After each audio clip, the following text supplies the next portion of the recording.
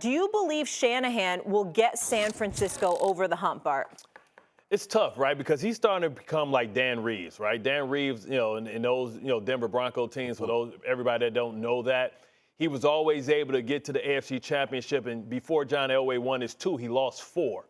And, I think that he's at a tough time, right? Because arguably we have a generational talent. We have the next Tom Brady that prevents a lot of great players from winning championships.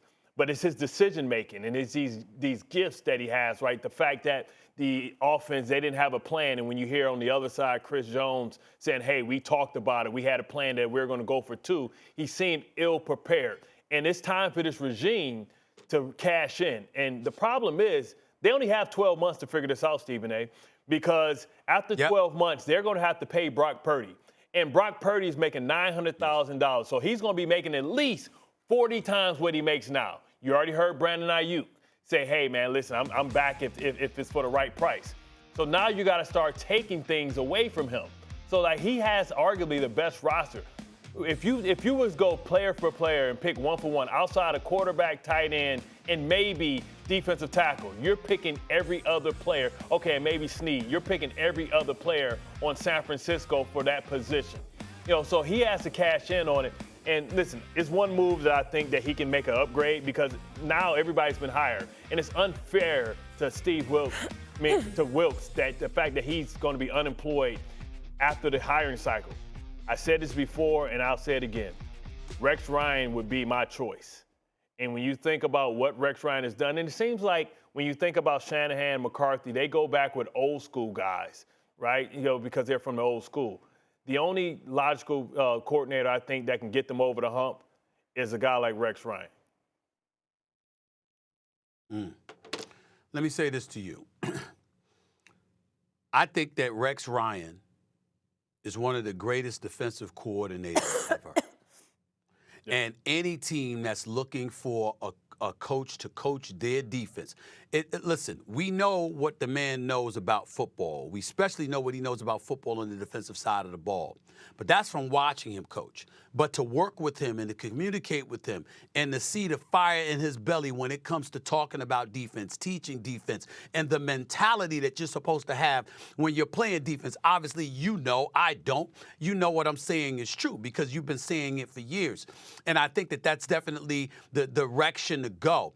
What I hesitate with Rex Ryan about is that Rex Ryan is a galvanizer. He's somebody that can rally the troops. You think about Rex Ryan in a manner that you used to, you thought about, Dick his LeBeau, pops, Wade Phillips, Johnson. Yeah, that's right. And Dick LeBeau, Wade Phillips, all of those guys. And so, you think about it from that standpoint, and that would make a coach very iffy. It shouldn't make Shanahan that because he's not going anywhere. Right. And we know that Shanahan is a damn good coach, if not a great coach. It's just that he can't seem to close. He can't seem to win the big one.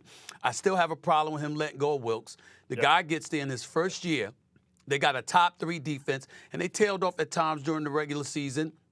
And certainly during the playoffs, they were giving up like 100 more yards per game. But overall, the man did an outstanding job. And when you take into account how they performed in the Super Bowl, the defense was not why they lost the Super Bowl. Right. The defense of the San Francisco 49ers is not why the San Francisco 49ers lost the Super Bowl. And I look at it from that perspective, and I say, you got to be kidding me that Steve Wilks ends up being the fall guy. And I don't know whether it's him, it's Eric Bieniemy, but you see, it almost seems intentional where guys are out to sully their careers. Because Eric Bieniemy and Steve Wilks should have jobs in the National Football League, at the very least as coordinators and arguably as head coaches when you see some of the opportunities that others have gotten. As it pertains to, do you believe in Shanahan? Can he get the 49ers over the hump? I'm going to say yes, because when you're knocking that close on multiple occasions, you've got something going for you that most coaches don't, Bart, and I get that part. But I just wish that if Shanahan's not going to judge himself, somebody was in a position to judge him the way he evidently judges others, because I hate the fact that Steve Wilks is out looking for a job. Yeah, Steve Wilks definitely deserved. Listen, you look at all the metrics, right? He was better than D'Amico Ryan was the week before. But you can tell that there was a little tension going on because they asked him to come down from the booth, from the skybox down to the sideline. and the run defense wasn't solid. At times the defense was questioned about their effort. And sometimes it's about styles, right? Because they went from Robert Saleh and his defense and that system, but they went to D'Amico Ryan, who was an understudy of Saleh. And then Wilks came in with his own system because he is a coach that comes with a resume of a damn good coach. He did a great job in Carolina as well. And so I just think maybe a different philosophy. I know for a fact what happens after these seasons and disappointment, right? You come down and you have these meetings and you try and have these coming of the minds. And maybe something was said where they both decided to go the other way. I just wish if it was going to happen, it would have happened at a time where he had an opportunity to interview for jobs. Now, he'll go somewhere and be a linebackers coach, because he has great relationships around his league. He's very well respected. He's better than a linebackers coach. Yeah. He's better than that's an insult to him. No, absolutely. I'm just saying they'll find a way where he's a assistant head coach. They'll give him that title because that's what carries. But in this fraternity, you see coaches bounce around and he'll be back on his feet and maybe a defensive coordinator or a head coach candidate later. But unfortunate that it had to go this way. Shanahan had to find somebody to blame, and you knew he wasn't going to blame himself. Yeah. I mean, 1 hour is too short. 1 year too short of a leash. And obviously, speaking of styles, we know styles make fights. Just ask Stephen A. Stephen A., which team do you feel like is the biggest hurdle for a Kansas City three-peat, which obviously would be historic? Honestly speaking, I think it's the Cincinnati Bengals because of Joe Burrow. A healthy Joe Burrow with Chase and Higgins and Boyd's in the crew. I can't underestimate them, Mina. I've watched Joe Burrow get the Cincinnati Bengals to a Super Bowl. I watched him get them to back-to-back AFC Championship games. This dude is no joke. Patrick Mahomes has 2 postseason losses in his career. One is to a 7-time champion in Tom Brady. The other is to Joe Burrow, and that is it. And when Joe Burrow is healthy, who can he not beat? When Joe Burrow is healthy, who do the Cincinnati Bengals look like? I mean, if you look at this team, okay, without him, there are teams squeezing into the playoffs or not making it, being good enough to make it. With him, they're a title contender and one of the top 4 teams in the National Football League. That's just how they perform. And that's why I say him. Because, again, if he's healthy, I believe Joe Burrow is a game changer. Well, you said if Burrow's healthy, who can they not beat? The Baltimore Ravens. I believe we've seen that time and time again because football is about more than the quarterback. You know that, Stephen A. If it was just about the quarterback, I might be on Cincinnati with you because I think Burrow is obviously fantastic and we've seen him go, toe-to-toe with Mahomes at points. But the Cincinnati Bengals team-wide, when you look at their entire roster, I would put them behind both the Ravens in the AFC and then the San Francisco 49ers in the AFC as being a bigger threat to Kansas City. You talked about the weapons. It's going to be hard to bring all 3 of those wide receivers back. Tyler Boyd's a free agent. I think it's possible that they franchise tag Higgins, but that will make it hard to fill out the rest of the roster, and that's where you really run into trouble with this team. So last season, put away the quarterbacks, last season the Baltimore Ravens finished 2nd in defensive EPA per play. The San Francisco 49ers, who just fired the defensive coordinator, finished 6th. The Cincinnati Bengals finished 25th.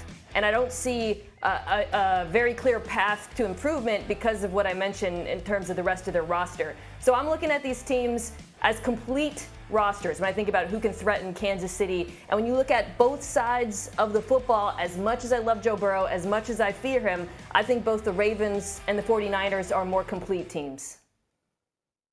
Well, you could say that more complete teams. I mean, Cincinnati did beat them in the playoffs, even though Lamar Jackson wasn't quarterbacking that football game because he was injured. But the way he's looked in the AFC title game, the way he's looked in playoff games prior to this particular AFC title game, one could argue that, you know what, it wouldn't have been any different whatsoever. I'm not saying that Baltimore hasn't had its way for the most part with Cincinnati, but Burrow can beat Baltimore. And I'm just saying, to me, when I look at the Kansas City Chiefs and some of the liabilities per se that they had on the offensive side of the football, Patrick Mahomes was still able to overcome that. I view Burrow much in the same light. He's able to overcome a lot that you could easily point to Cincinnati lacking. And I think that's the difference in it all. I'm not saying that it will happen because they've lost to Patrick Mahomes in Kansas City as well. I'm just saying he's the one guy that shows me he can walk up behind center with Patrick Mahomes on the opposite side of the field and be completely unfazed and still go out there and do his thing and make things significantly nervous for the Kansas City Chiefs and Patrick Mahomes. That's all I'm saying. Guys, if Patrick Mahomes went out and the Chiefs and they did three-peat next year, would he officially be the GOAT and have surpassed Tom Brady, even though the ring count is, still at a deficit? What do you think, Mina? The way I view it, well, is when we talk about GOAT, if you're thinking about who's the most accomplished quarterback, no, you can't say that about Patrick Mahomes. He has to match him. If you're thinking about who is the best quarterback, who's the most talented quarterback I've ever seen, then I would put Patrick Mahomes there, and I would put him above Aaron Rodgers, who I actually viewed as being the most talented quarterback I had ever seen. I would also say this, given his age, given how long Tom Brady went between those two Super Bowl runs, I would not doubt Patrick Mahomes' ability to get there too, especially if he gets to 4. So, I mean, listen, Patrick Mahomes, when you think about what he's accomplished, here's where I say you have to give him the edge. To have 3 Super Bowl titles in his 6 years, to have been to 4 Super Bowls, to have been to an AFC title game all 6 years, that's right there. We saw Tom Brady capture 3 titles in 4 years, too. What did he then do? Go the next decade without winning a Super Bowl. If Patrick Mahomes says, no, that's not me, and within the next year or two brings another Super Bowl, that changes a lot of things. It really, really does. And that's where I say that even though there's an actual numbers deficit, you gotta give you gotta give him that edge because of how miraculous of a start he's had to his career.